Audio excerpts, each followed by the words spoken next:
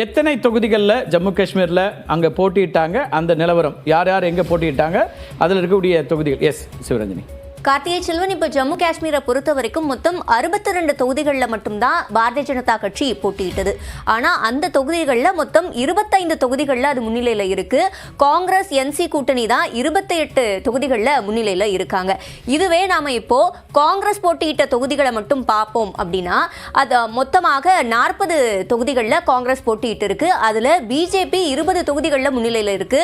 Congress NC கூட்டணி 15 தொகுதிகளில் தான் முன்னிலையில் இருக்கு. இப்போ அடுத்த என்சி கண்டெஸ்ட் பண்ண தொகுதிகள் அப்படின்னு நாம பார்க்கும்போது அவங்க நிறைய இடங்கள்ல போட்டிட்டு இருக்காங்க. 54 தொகுதிகளில் அதுல பெரும்பாலான இடங்களை அவங்க பிடிச்சிருக்காங்க, அதாவது 40 தொகுதிகளில். இதுல இருந்து நாம என்ன புரிஞ்சுக்க முடியுது அப்படின்னா காங்கிரஸ் என்சியோட கூட்டணி தான் பெரும்பாலும் ஒர்க் ஆகி இருக்கு அப்படின்ற ஒரு அண்டர்ஸ்டாண்டிங்க்கு நாம வரலாம். அதுலயும் நம்ம இப்ப கம்பேரிசன் கூட எடுத்து பார்க்கலாம். காங்கிரஸ் பிஜேபி இவங்க 2 பேரும் போட்டியிட்ட தொகுதிகள் எத்தனை, அதுல எப்படி முன்னிலை நிலவரம் வந்திருக்கு அப்படின்னு பார்க்கும்போது இவங்க 2 பேரும் நேரடியா போட்டியிடுற தொகுதிகள் 32. இதுல பெரும்பாலும் பிஜேபி தான் வின் பண்ணிருக்கு.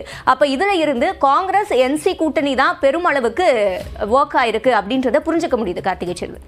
ஓகே, நன்றி சிவரஞ்சனி. காஷ்மீரில் எத்தனை இடங்களில் எந்தெந்த கட்சிகள் போட்டியிட்டன, அதில் கிடைக்கக்கூடிய முன்னிலை நிலவரம் என்ன அப்படிங்கிறத பார்த்தோம். திரு நாராயணசாமி அவர்கள் இணைவதற்கு முன்னாடி திரு ஜென்ராம் அவர்கள் கூட இதில் சொல்லலாம். முருகானந்தம் ஒரு கருத்தை முன்வைக்கிறார். திரு ராகுல் காந்தியினுடைய மக்கள் ஏற்பு இல்லைங்க, அதுதான் இதில் இருக்குது, இதை ஒத்துக்கொள்ளணும் காங்கிரஸ் கட்சி அப்படிங்கிறாரு. ஒரு பார்வையாளராக உங்கள் கருத்து என்ன இதில்? ஏன்னா ஹரியானாவுடைய வெற்றி அல்லது தோல்வி ரெண்டுமே ஒரு அடுத்து வரக்கூடிய மாநிலங்களில் ஒரு இம்பாக்ட் ஏற்படுத்தும் அப்படின்னு இருந்துச்சு.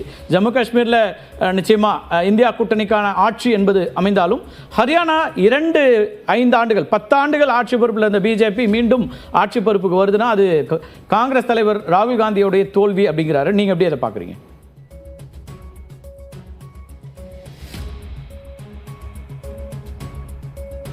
திரு ஜென்ராம்.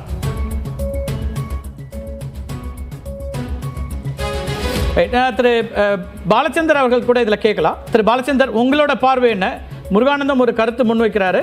இந்த தேர்தல் தோல்வி அப்படிங்கிறது ஹரியானாவுடைய காங்கிரஸ் தோல்வியை ராகுல் காந்தி அவர்களுக்கான மக்கள் அளித்த ஒரு தீர்ப்பு அல்லது மக்கள் ஏற்பு இல்லை என்பதாக புரிந்து கொள்ளணுன்றாரு. உங்க பார்வை என்ன திரு பாலச்சந்தர்? அப்படின்னா ஜம்மு அண்ட் காஷ்மீர்ல இவங்க பிரிச்சு கொடுத்தாங்களே அதை மக்கள் ஏத்துக்கல, அது பாஜகவுக்கு ஏற்பட்ட பின்னடைவுன்னு சொல்லி நம்ம சொல்லலாமே. இது யாருக்கு பின்னடைவுனா, ரெண்டுலையுமே பிஜேபி ஜெயிச்சிருந்தாங்கன்னா இவங்க சொல்றது சரியா இருந்திருக்கும்.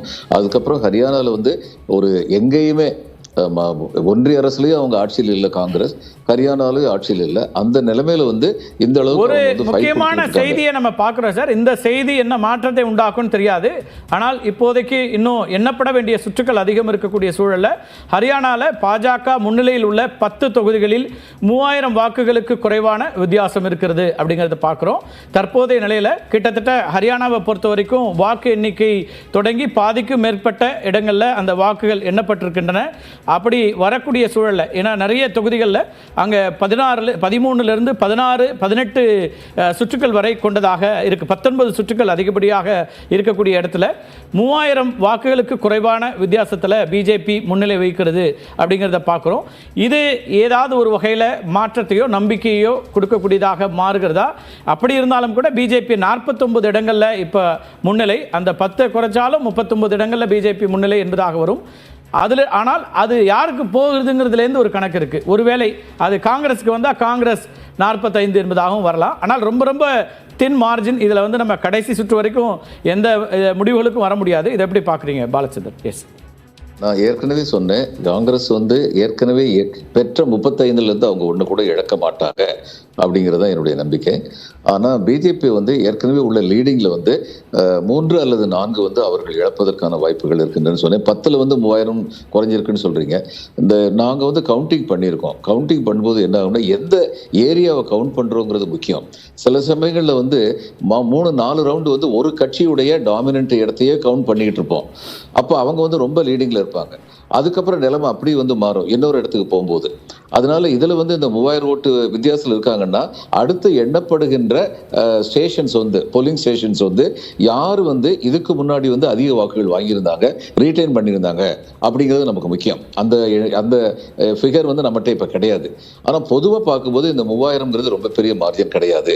காங்கிரஸுக்கு வந்து எங்கேயாவது ரொம்ப கம்மியான மார்ஜின் தான் அந்த மல்யுத்த வீராங்கனை பிரச்சனை வந்து இன்னும் வந்து உசலாடிக்கிட்டு தான் இருக்குங்கிறதா உண்மை.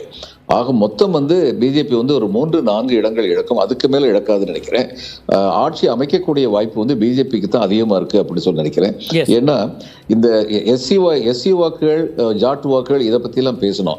மீதி உள்ளவங்க ஏறக்குறைய 50 விழுக்க அகீர் இந்த மாதிரிலாம் இருக்காங்க. அந்த அர்பனைஸ்டு கான்ஸ்டிடுவன்சிஸ் வந்து 40க்கு மேலே இருக்கு, 46 கான்ஸ்டிடுவன்சி என்னமோ இருக்காங்க. அப்போ இதெல்லாம் வந்து எப்படிப்பட்ட இம்பாக்டை கிரியேட் பண்ணுது அப்படிங்கிறதையும் ஸ்டடி பண்ண வேண்டியிருக்கு.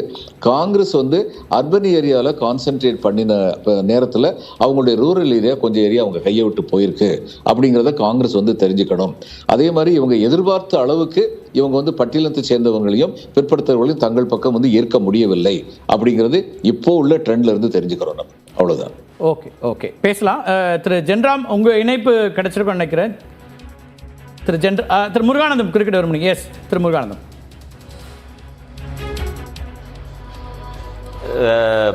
ஒரு ப்ராக்டிக்கலாக சொல்கிறேங்க, கார்த்திகை செல்வன் நீண்ட எக்ஸ்பீரியன்ஸ் இருக்கக்கூடிய நபர். நீங்கள் வந்து ப்ராக்டிக்கலாக நீங்களே சொல்லுங்கள், எந்த ஸ்டேட்டினுடைய எலெக்ஷன் ரிசல்ட்டு மற்ற மாநிலங்களில் இம்பேக்ட் ஆகும் நீங்களே சொல்லுங்கள். ஜம்மு காஷ்மீரினுடைய எலெக்ஷன் நான் ப்ராக்டிக்கலாக கேட்குறேன்.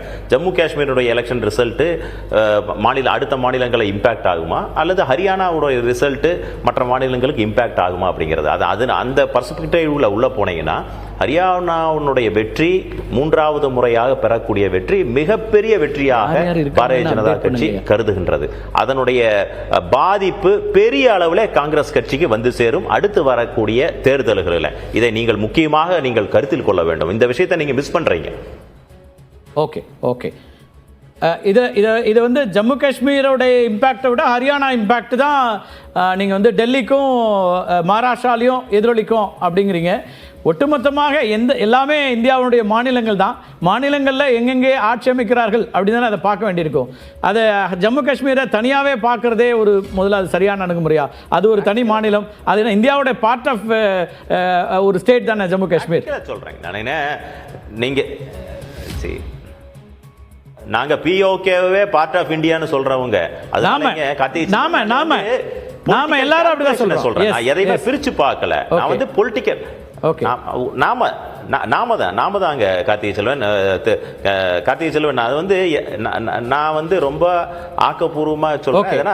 நான் பொலிட்டிக்கல் கால்குலேஷனை சொல்றேன். நீங்க வந்து அதை நீங்கள் எப்படி நீங்க பாக்குறீங்கிறது டெல்லியினுடைய இம்பாக்டுங்க. டெல்லியினுடைய மையப்பகுதியில அடுத்து வரக்கூடிய தேர்தலில் டெல்லிக்கு இம்பாக்ட், அதுல பாதிப்பு ஏற்படுத்தக்கூடிய ரிசல்ட்டாக நிச்சயமாக இது அமையும். நான் இன்னைக்கும் சொல்றேன், டெல்லியில எழுதி வைத்துக் கொள்ளுங்கள். அடுத்தது உங்களுடைய நேர்காணல வருகின்ற பொழுது டெல்லியில ஆட்சி அமைந்த பிறகு உங்களுக்கு அங்க லஞ்ச்.